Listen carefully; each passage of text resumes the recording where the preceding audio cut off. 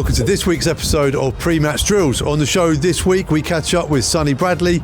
Ruben, the Crawley Town fan, gives us a lowdown on this weekend's opponents. Plus, we take a look back at what happened at Adams Park against the Red Devils earlier in the season. But first, let's catch up with the head coach, Mike Dodds. Mike, first sort of full week, I guess, without all the chaos of last week. How's it been? Yeah, it's been what I expected. A group that is full of energy, that want to learn, that want to get better.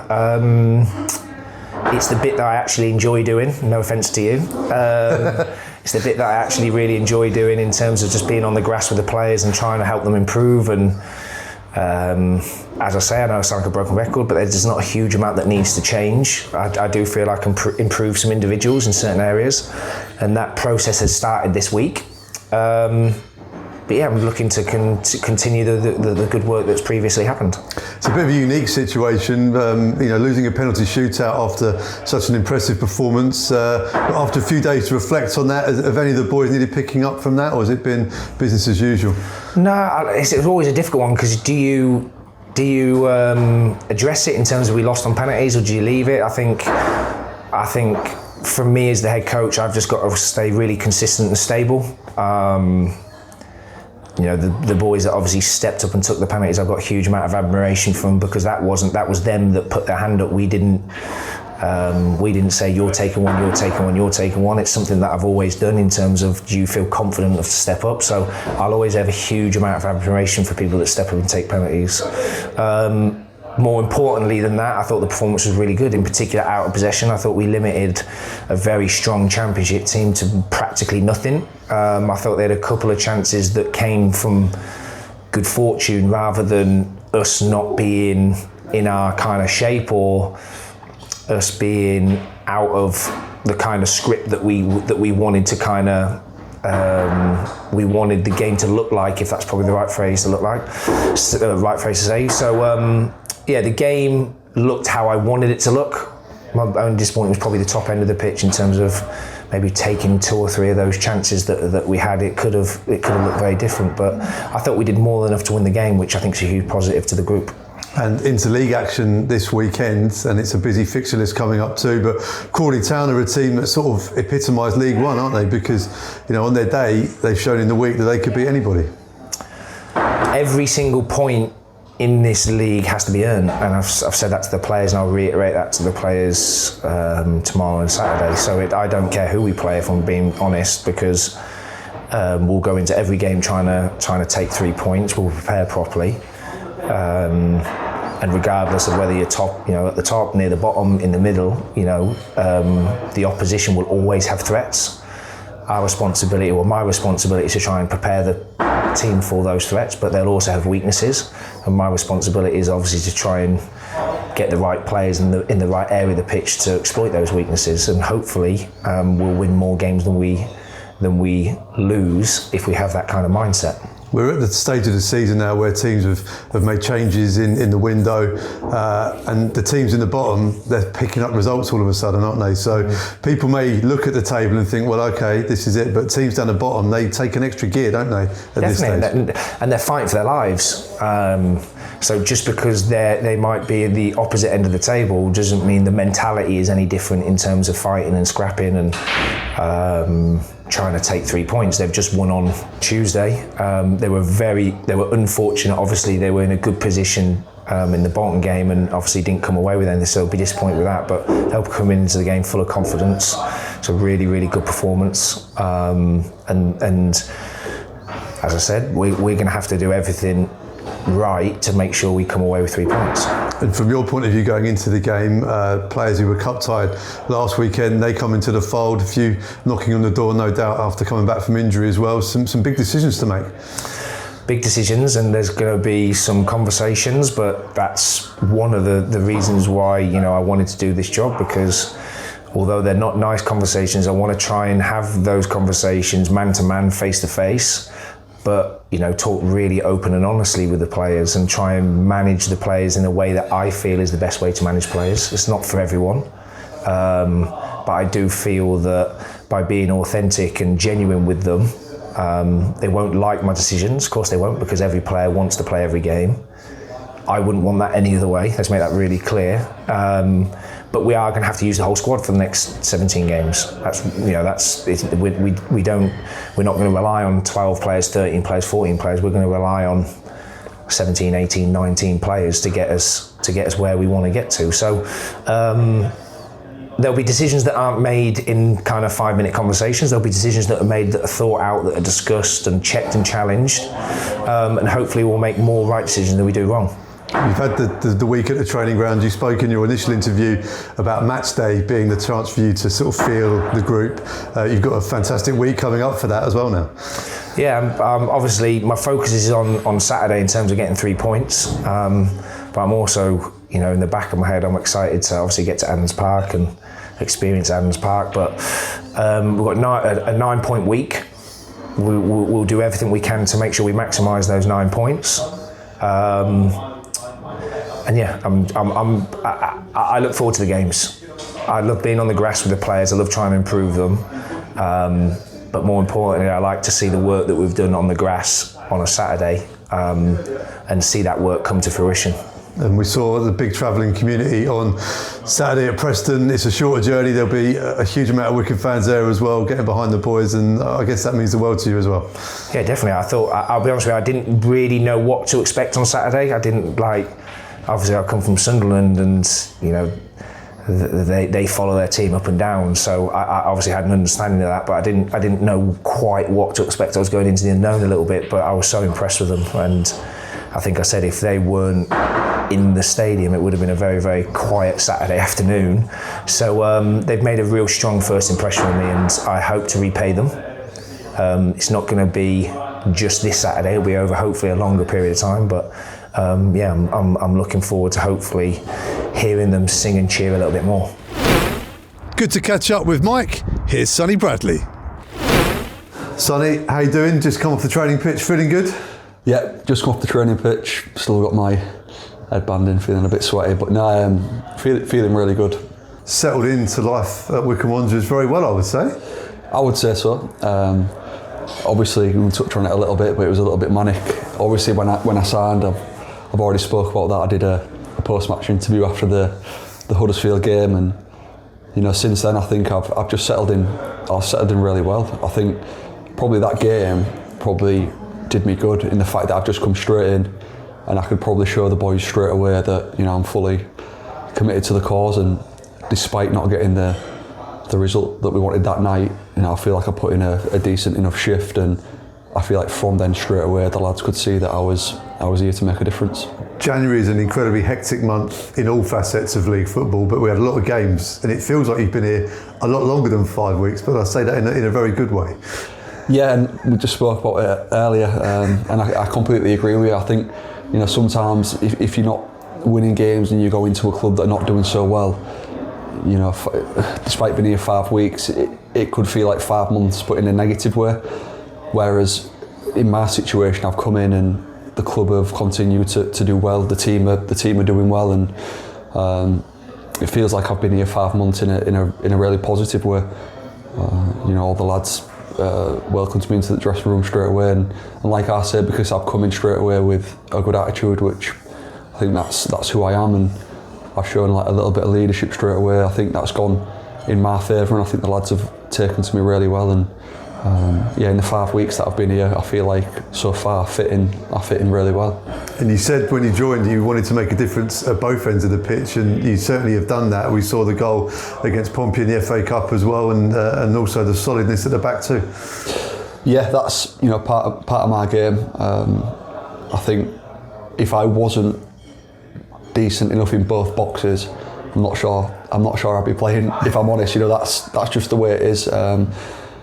My size and my leadership, I think over the years, that's probably what I am recognised for. When it comes to first contacts, organising, and being a threat in the at the other end of the pitch as well. I know I scored against Portsmouth in the FA Cup, but I do feel like already I probably should have a couple of half chances against Northampton and away at Mansfield. I probably should score in the first half, but if we keep keeping clean sheets and winning games, that's really all that I'm bothered about. And so far we're doing that. It's just about continuing to do that, continuing to do the right things, and moving in the right direction.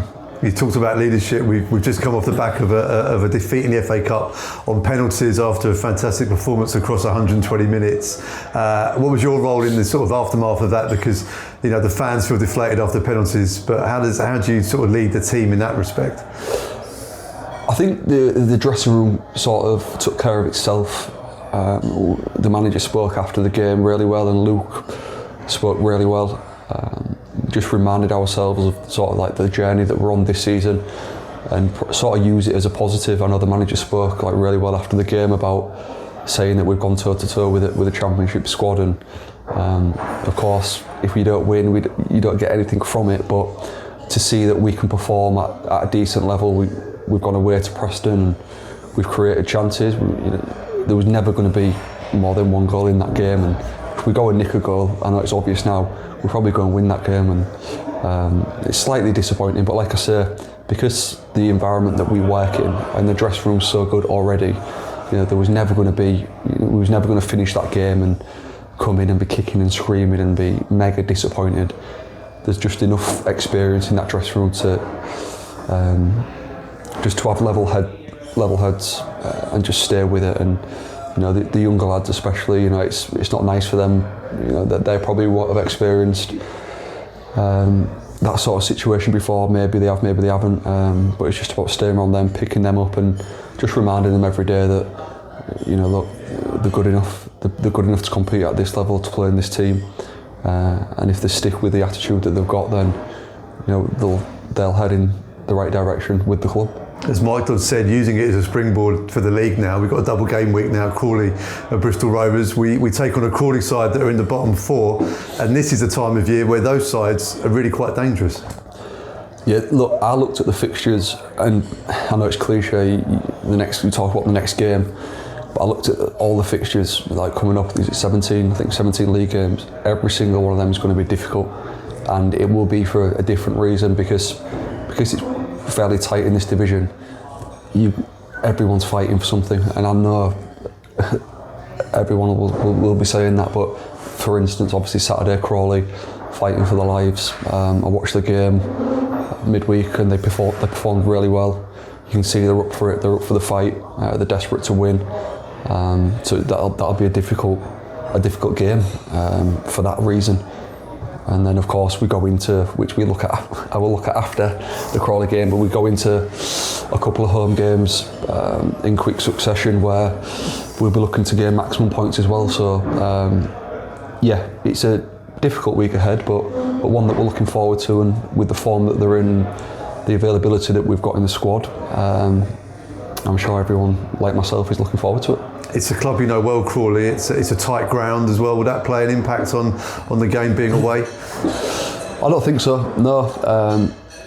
This group now, and obviously myself, we're pretty used to different circumstances, different pitches. It's winter football at the minute, so you never really know what to expect with a pitch or conditions, should I say. So it'll be equal for both teams. There'll be certainly no excuses after the game if whichever way it goes about the tightness of a pitch or the state of a pitch or the weather. That doesn't come into it.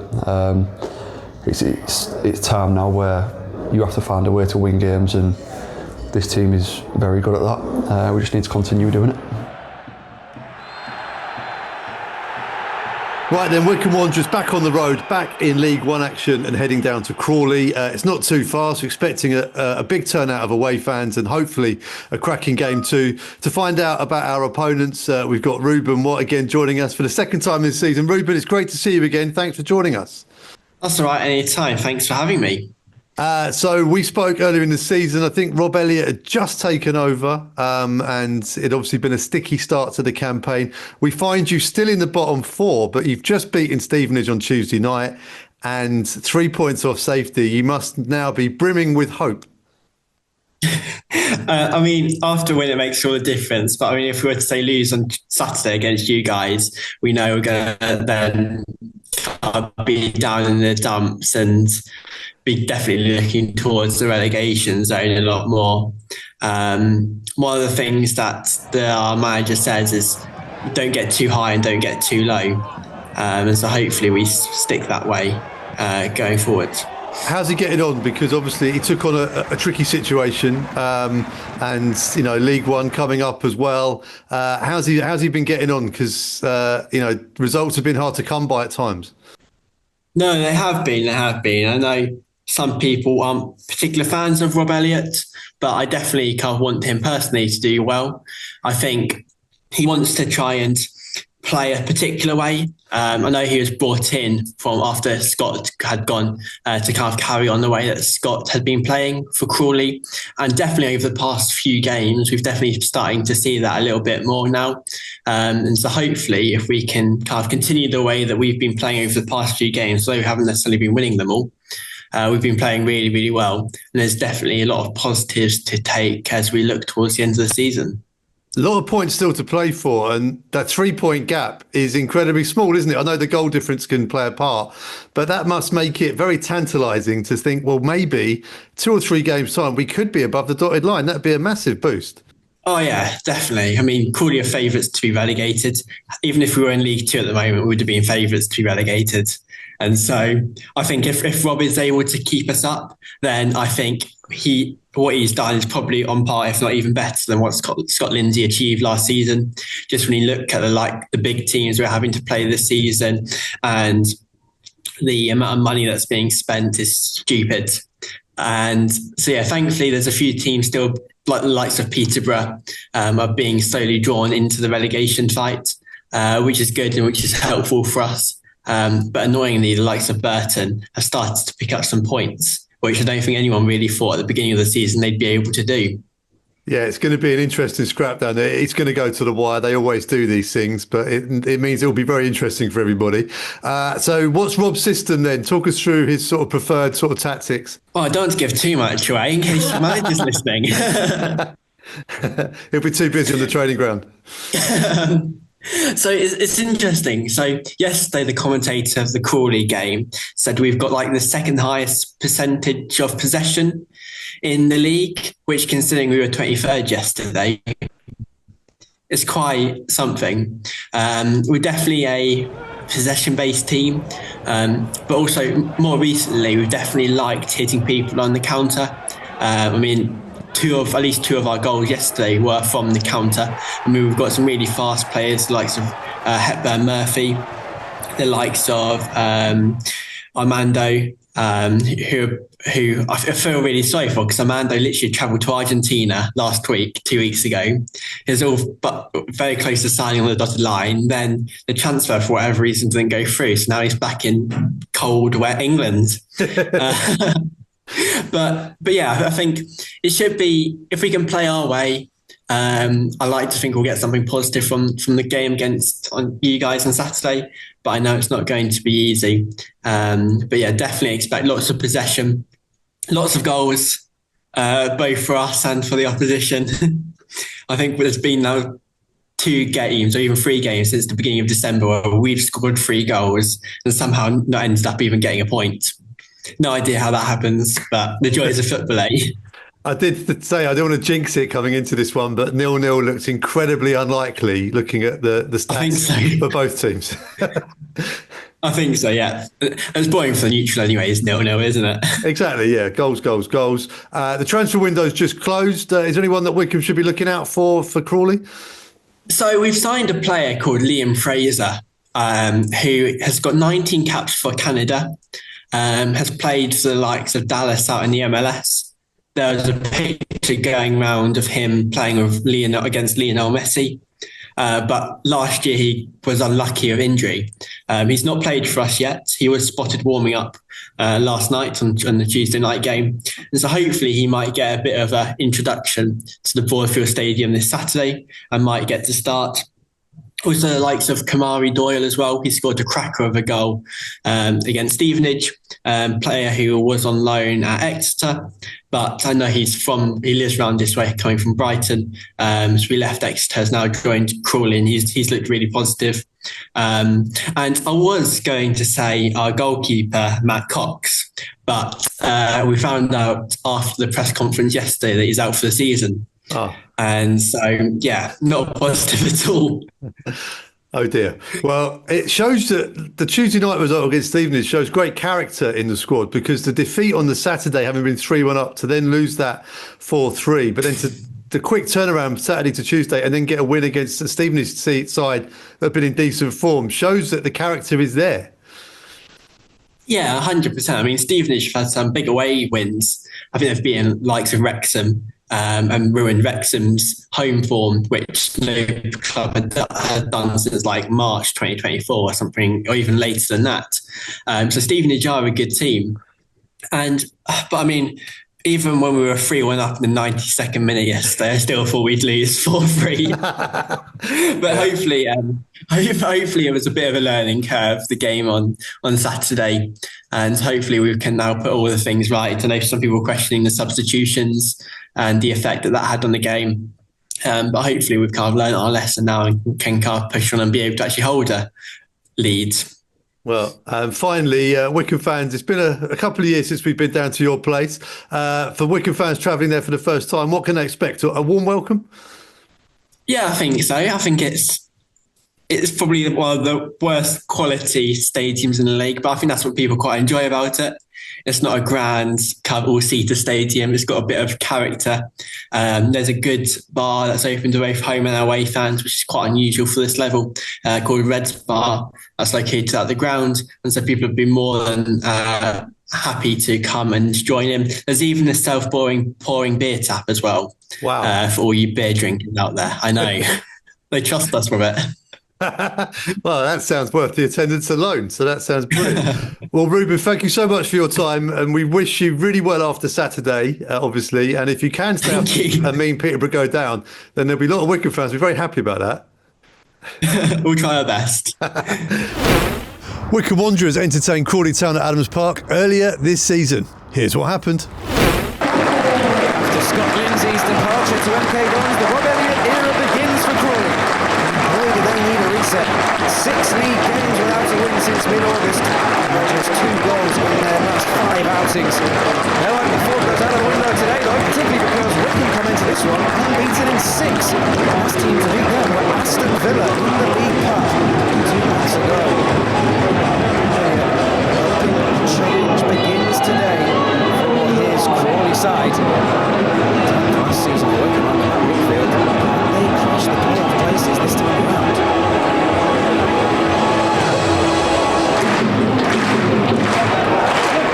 First opportunity for the hosts to run into the penalty area. Floated in deep, goalkeeper got nowhere near it. It's wide. It's a let-off from Wycombe and the Crawley goal.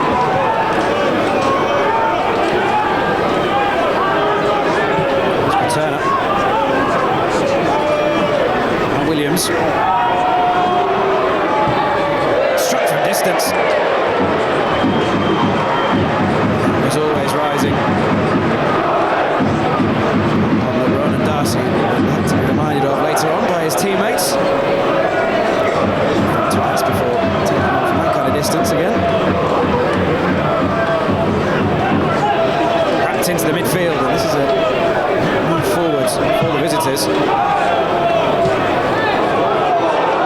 Space in behind now for Will Swan. And the goalkeeper got down smartly.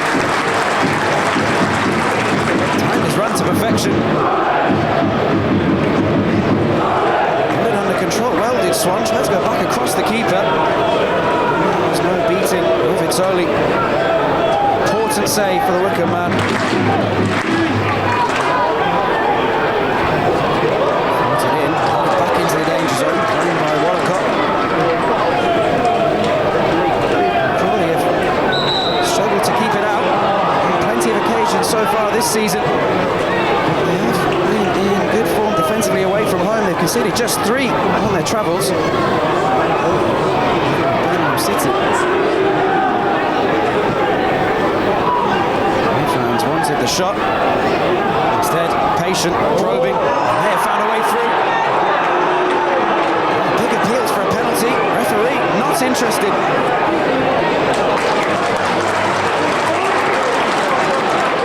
Now Wycombe can come forwards.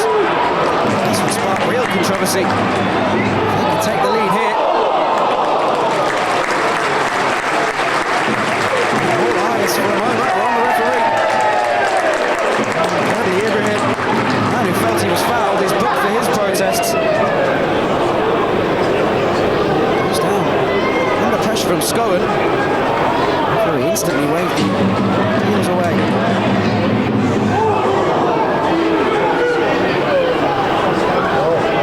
Scowen. Cleary is in so much space. And you didn't know. And there's the breakthrough. Fred Onyedinma scores his first goal of the campaign, but by no means his first for Wycombe Wanderers. Now in his fourth spell at the club. And he is back doing the business once again. Cleary was given all the time in the world, and there were shirts queuing up in the 6-yard box. One of 3 or 4 could have tapped it home. Only done with a man on the spot. It was Wycombe 1, Crawley 0.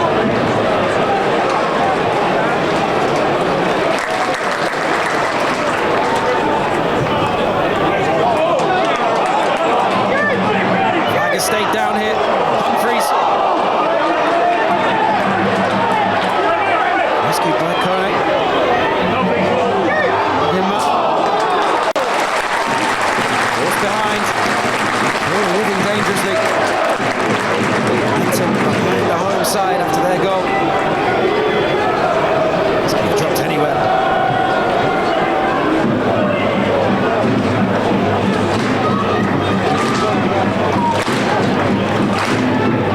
Look in the end, red shirts come forwards now.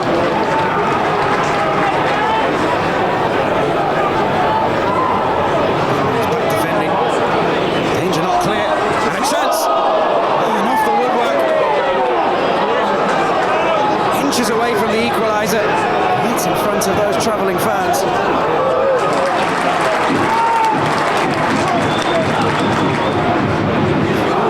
Could have been pegged back here. The crossbar rattling did Harry Foster. So close to the equaliser.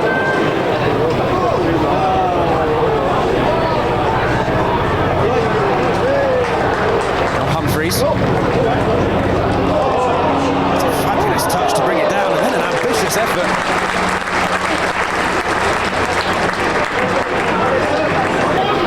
Back yourself to try that one. It's Butcher. Cleary, he's in the mood. That's a Butcher. And a chance it. Across the face and away. Cleary was racing in but didn't get there in time.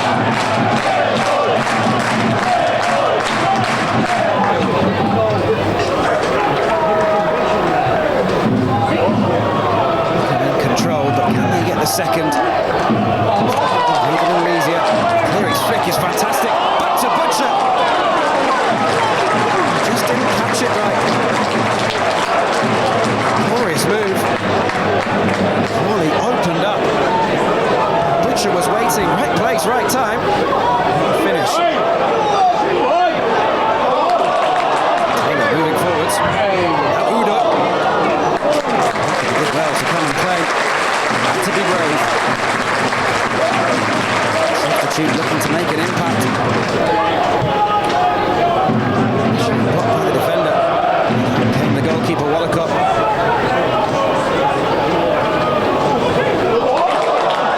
Played themselves into real trouble here. Hung up by the goalkeeper. Wallacott far busier than he'd like to be. Not being helped out by his defenders. Udo this time from distance, gifted the opportunity out of nowhere.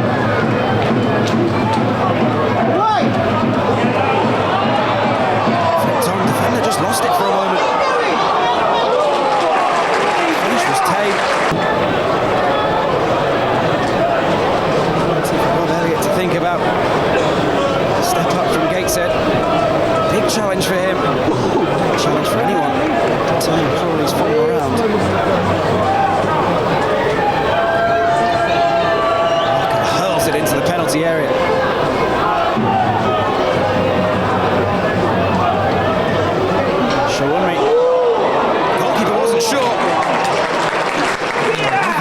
survives. And the skin of his teeth. Looks very calm. Sure he'll be feeling that calm after this one. The woodwork again. Second time that Crawley have hit the bar. There's some tension behind this one, but it would have counted the same. Darcy. Kelly. Space to take it on. That's only saves.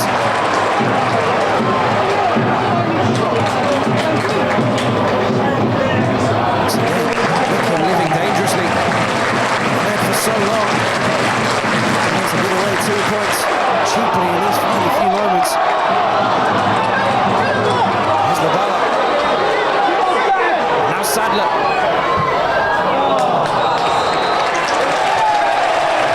Full time, 7 unbeaten now for Wycombe to cement their status as one of the League One's in-form sides. Kevin Medina's long love affair with the club continues. His goal good enough for all 3 points. Different the story reads at Crawley. It's big day ending in defeat. The winless run stretching to 9 in all competitions. To be cheerful about at Adams Park and on that Bloomfield for those Wycombe fans. Cheers, Wycombe 1, Crawley 0. That's it for this week's show. Many thanks for tuning in. If you're heading to Crawley, then see you there. And if not, don't worry, because Wanderers TV has got you covered. And we'll see you at Adams Park on Tuesday too. In the meantime, come on you Blues.